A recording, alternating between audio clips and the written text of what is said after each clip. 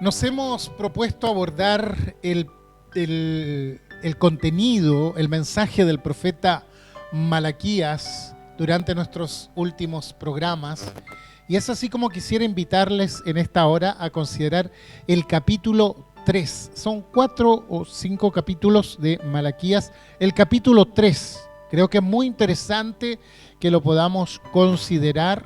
Recordemos que Malaquías es el último grito, la última advertencia de Dios para su pueblo, ya que luego de Malaquías, como lo hemos señalado también, tenemos un paréntesis de 400 años en que Dios guardó silencio profético hasta que un ángel apareció para anunciar el nacimiento de Cristo, el Mesías.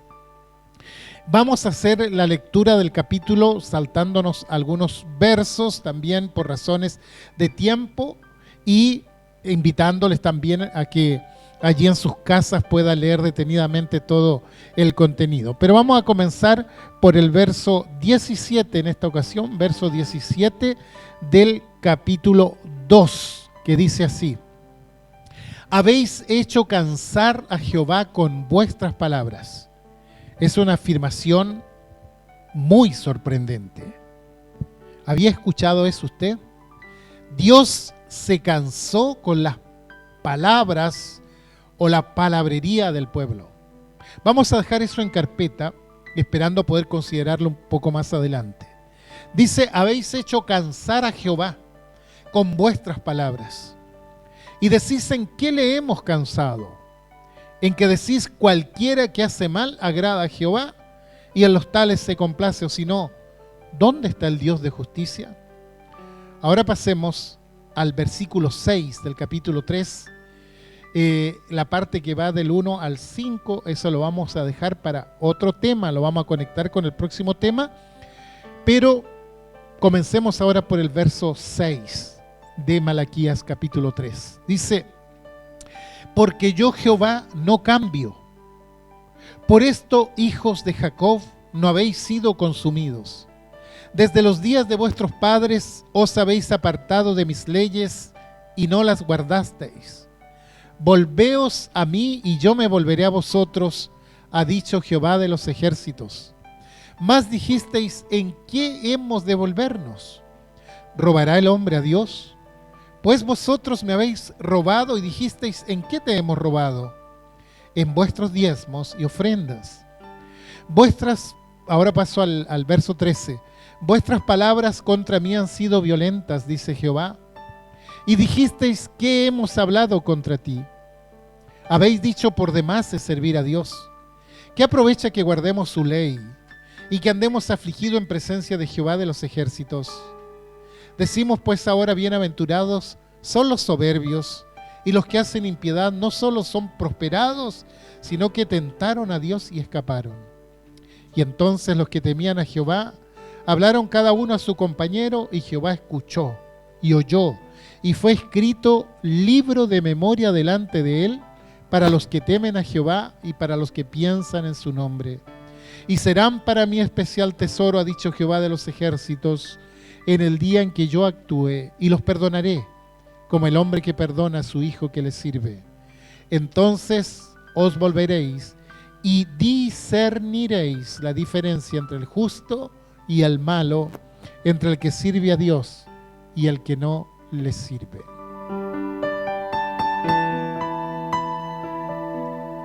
Una vez más nos sorprende Malaquías con este mensaje. Nos es imposible por el tiempo quizás considerar toda la enseñanza que tenemos acá, pero espero poder marcar algunas cosas elementales y sacar algunas conclusiones. Como les decía anteriormente, espero que pueda leer el capítulo con detención ahí en su hogar. Como ya hemos dicho, Malaquías le habla a un pueblo cuya mentalidad espiritual se había oscurecido. Eran incapaces de ver su realidad, y como no ven, no toman conciencia. Y como no toman conciencia, les va mal en lo que emprenden. En general, Israel era un pueblo agrícola, muchos dedicados al pastoreo y dependían de la lluvia para una buena cosecha. Y una de las cosas que estaba sucediendo en ese momento es que no llovía. Y claramente la sequía era sinónimo de miseria.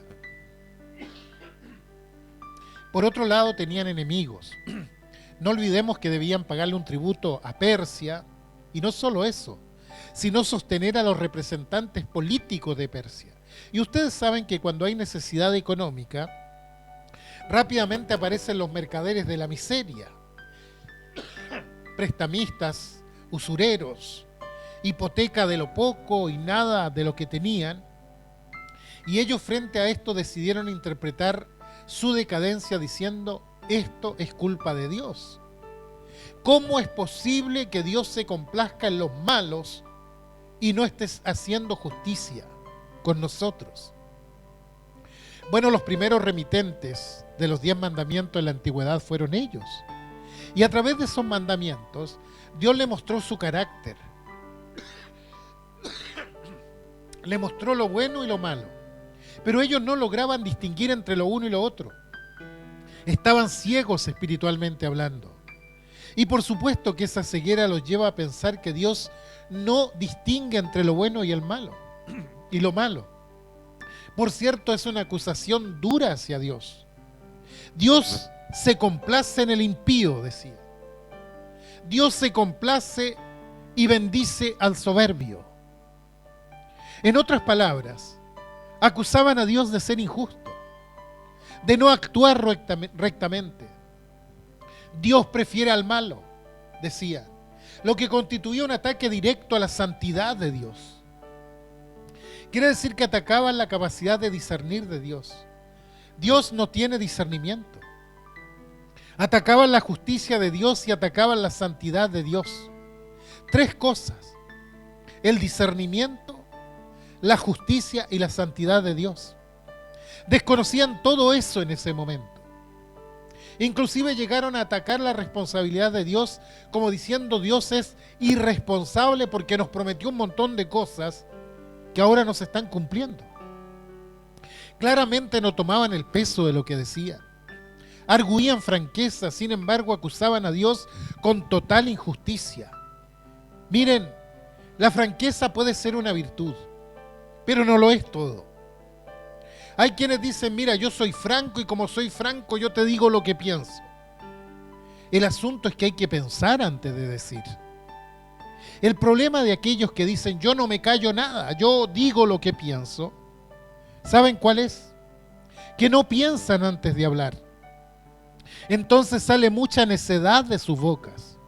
Y creo que hoy estamos rodeados de necios que simplemente lanzan lo que piensan sin pensar antes de hablar. Y esto es lo que pasaba allí en el pueblo. Decían: nosotros somos sinceros, somos francos, por eso hablamos. Pero no pensaban antes de hablar o de actuar.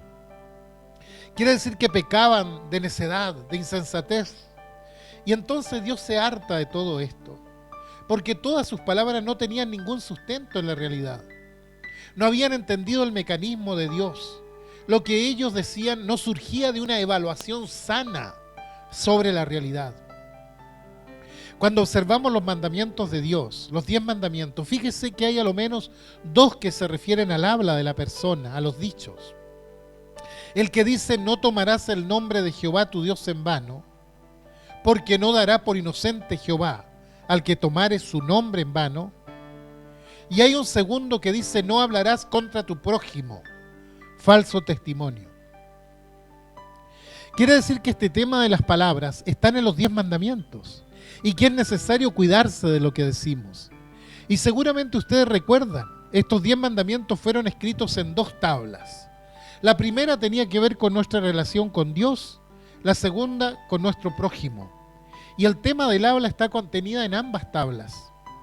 Quiere decir que Dios toma en cuenta las palabras. Y claro, no voy a abundar en textos bíblicos donde Dios se refiere a este tema de las palabras, pero repetidas veces Dios dice que lo que el hombre habla pesa en el juicio de Dios sobre la persona. Y fíjense lo que dice Malaquías: habéis hecho cansar a Dios con vuestras palabras. Pregunto, ¿puede cansarse Dios? Isaías 40:28 dice: ¿no has sabido, no has oído que el Dios eterno es Jehová, el cual creó los confines de la tierra? no desfallece ni se fatiga con cansancio, y su entendimiento no hay quien lo alcance. Y aquí dice que Dios no se cansa. Por lo tanto, lo que dice Malaquías no es que Dios se cansó o se fatigó, que sus fuerzas desfallecieron, no. Lo que él está diciendo es que Dios se hartó. Ellos hartaron a Dios con sus palabras, con sus acusaciones injustas. Y Dios, aunque es lento para la ira y grande en misericordia, llegó al límite de su paciencia. Y esto es lo que le dice Malaquías. Dios llegó al límite y reacciona ante esto. Prácticamente Dios estaba por mostrar su ira. ¿Por qué? En primer lugar, porque Dios es inmutable. Dios no cambia. Por lo tanto, lo que Él dijo en los 10 mandamientos es lo que sigue exigiendo, y la santidad de Dios sigue siendo inalterable. Quiere decir que todas las acusaciones que ellos traían eran acusaciones totalmente falsas. Saben, Dios tiene un carácter moral, y los 10 mandamientos muestran el carácter moral de Dios. Dios establece lo que es bueno y lo que es malo, y los mandamientos son inmutables. Por tanto, nadie puede decir, a ver, desde hoy vamos a permitir el adulterio, o desde hoy vamos a permitir la homosexualidad, o desde hoy podemos levantar falso testimonio. No, está escrito, es inmutable, no cambia. Y es notable que estos mandamientos Dios los escribiera en piedra, no en pergamino. ¿Por qué?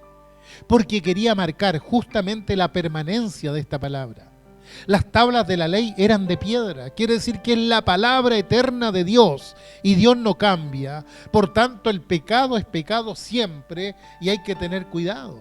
Anda una corriente que trata de disminuir la gravedad del pecado. Ya todos sabemos lo que se está enseñando y lo que se le pretende enseñar a nuestros niños en las escuelas. Podríamos mencionar muchos casos en cómo el Estado se ha estado entrometiendo groseramente en la educación sexual de nuestros hijos. Es un verdadero adoctrinamiento al que se ven expuestos nuestros hijos tantas veces. Pero cuidado, Dios no cambia. Su ley moral sigue siendo la misma que entregó a Moisés en el monte Sinaí, exactamente la misma. Sus palabras son firmes y lo que ha dicho se ha de cumplir irremisiblemente. Y cuando Dios promete algo, lo cumple. Y esto le creó un dilema a Dios, porque le dice a Israel, el verso 6 dice, porque yo Jehová no cambio. Por esto, hijos de Jacob, no habéis sido consumidos. Dios le había dado una palabra a sus antepasados, a Abraham, de que él haría una nación grande. Es como si Dios le estuviera diciendo, den gracias a Abraham porque por él yo no los he fulminado a ustedes en este momento. Quiere decir que la palabra de Dios estaba comprometida. Fíjense que en la antigüedad Dios destruyó a muchos pueblos, a Sodoma y Gomorra y otros tantos cananeos, pero Israel no lo destruyó. ¿Por qué? No porque eran mejores que los demás pueblos, sino porque había hecho una promesa a Abraham y Dios cumple sus promesas. Ellos deberían haber estimado la fidelidad de Dios, pero ni siquiera de eso se daban cuenta, y ese pecado llegó a despertar la ira de Dios. Pero si Dios se detuvo, no fue por ellos, sino porque había empeñado una palabra a Abraham.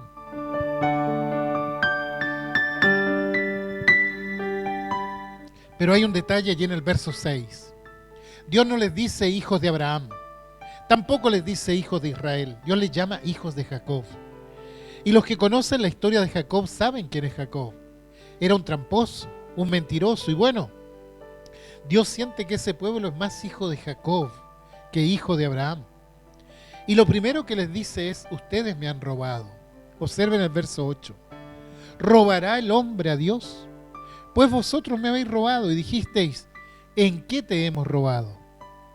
En vuestros diezmos y ofrendas. Cada vez que Dios manda lluvia, la tierra producía y el ganado se mantenía. Entonces cada vez que terminaba la cosecha tenían que ir y agradecer a Dios. Llevaban las primicias y las ponían delante de Dios.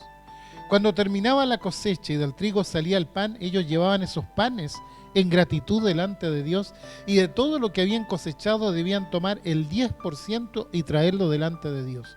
¿Por qué? Porque Dios no tenía entonces ellos debían ayudarle? No. El Salmo 50:12 dice: si yo tuviese hambre, no te lo diría a ti, porque mío es el mundo y su plenitud. Claramente Dios no necesitaba eso. Ahora, si no lo necesitaba, ¿por qué lo reclama? Porque era una forma en que ellos tenían de reconocer la fidelidad de Dios. Era su deber reconocer la bendición de Dios. Y si ellos no tenían cosecha en ese momento, es porque justamente no habían reconocido la fidelidad de Dios. Porque cuando tuvieron, no llevaron lo que debían haber llevado delante de Dios. No honraron a Dios. No reconocieron la bendición de Dios. Y quisiera llevar esto al contexto de la iglesia. Cuando traemos nuestras ofrendas, no las traemos porque Dios tenga necesidad o porque la iglesia tenga necesidad. ¿Sabe por qué ofrendamos? Porque reconocemos que Dios es el dueño de todas las cosas. Recuerdo una enseñanza que recibí hace varios años sobre este tema de las ofrendas. Algunos lo llaman primicias. La enseñanza decía que cuando vayamos a ofrendar a Dios, separemos lo que esté en nuestro corazón, hacer de acuerdo a la bendición que hemos recibido. Decía: separen la ofrenda y entréguenla lo antes posible para que no se tienten. Y después de entregarla, olvídense de lo que ofrendaron. Y me parece que lo más notable de esto es la última enseñanza. La primera decía: separen la ofrenda. Segundo, entréguenla lo antes posible. Y tercero, olvídense de lo que dieron. Y esto último era lo más sabio. Decía: olvídense, porque lo que dan no es ningún mérito. Es simplemente reconocer que la fuerza para obtener eso ha venido de Dios y que Dios es quien le ha sostenido.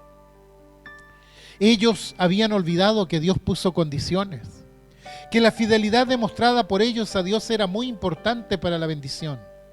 En Deuteronomio 28:15 Dios les dice: pero acontecerá, si no oyeren la voz de Jehová tu Dios, para procurar cumplir todos sus mandamientos y sus estatutos que yo te intimo hoy, que vendrán sobre ti todas estas maldiciones y te alcanzarán. Maldito serás tú en la ciudad y maldito en el campo. Maldita tu canasta y tu arteza de amasar.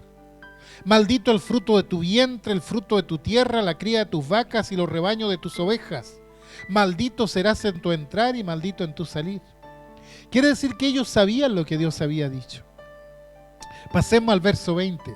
Y Jehová enviará contra ti la maldición, quebranto y asombro en todo cuanto pusieres mano e hicieres, hasta que seas destruido y perezcas pronto a causa de la maldad de tus obras, por las cuales me habrás dejado. Jehová traerá sobre ti mortandad, hasta que te consuma de la tierra a la cual entras para tomar posesión de ella. Jehová te herirá de tisis, de fiebre, de inflamación y de ardor, con sequía, con calamidad repentina y con añublo, y te perseguirán hasta que perezcas. Y los cielos que están sobre tu cabeza serán de bronce, y la tierra que está debajo de ti de hierro. Dará Jehová por lluvia a tu tierra polvo y ceniza, de los cielos descenderán sobre ti hasta que perezcas.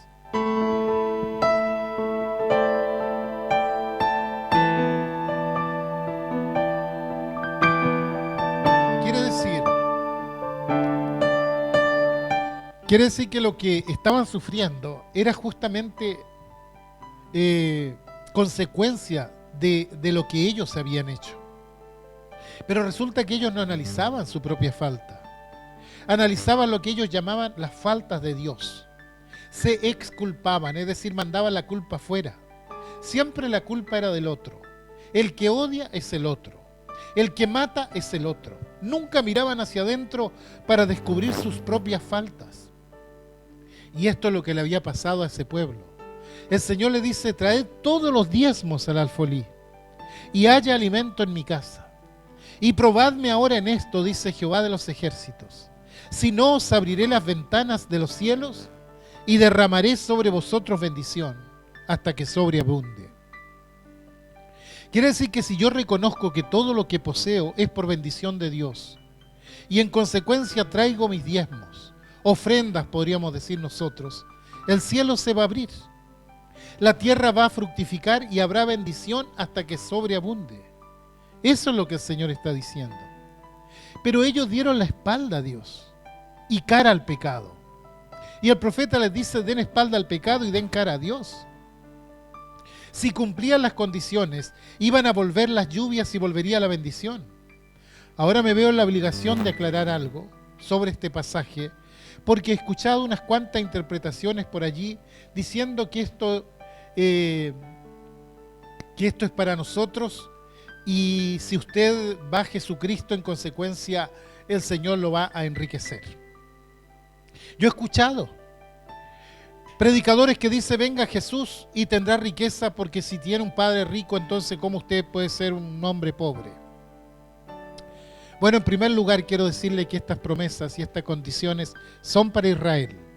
En la iglesia hay otras promesas y otras condiciones que son de tipo espiritual, que son para nosotros.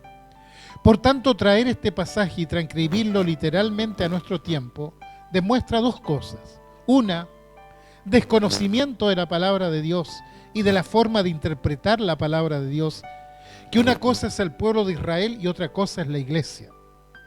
Una cosa es el antiguo pacto, otra cosa es el nuevo pacto. Y dos, es que hay muchos que han querido comerciar con la fe. Muchos predicadores promueven una prosperidad mal comprendida. Prosperan ellos y los feligreses cada vez están más mal económicamente. No. Dios demanda en ese momento conversión. Y la conversión tiene que ver con lo visible, con lo exterior, con lo que todos ven. La conversión es la consecuencia del arrepentimiento, que es lo interior. Interiormente ellos tenían que recapacitar y decir, nos equivocamos. Y después tenían que tomar el buen camino. Y estas dos cosas son importantes. No solo el arrepentimiento, sino también la conversión, es decir, la consecuencia del arrepentimiento en la vida. La Biblia dice arrepiéntanse y conviértanse, es decir, que lo que pasó adentro se ve afuera. Pero resulta que el pueblo no entendía esto. Ellos debatían con Dios acusándolo de bendecir a los soberbios. Pero hubo algunos que sí escucharon. Siempre hay un remanente. El verso 16 dice, entonces los que temían a Jehová hablaron cada uno a su compañero, y Jehová escuchó y oyó. Y fue escrito libro de memoria delante de él para los que temen a Jehová y para los que piensan en su nombre. Quiere decir que en medio de ese pueblo aún quedaban algunos con temor de Dios.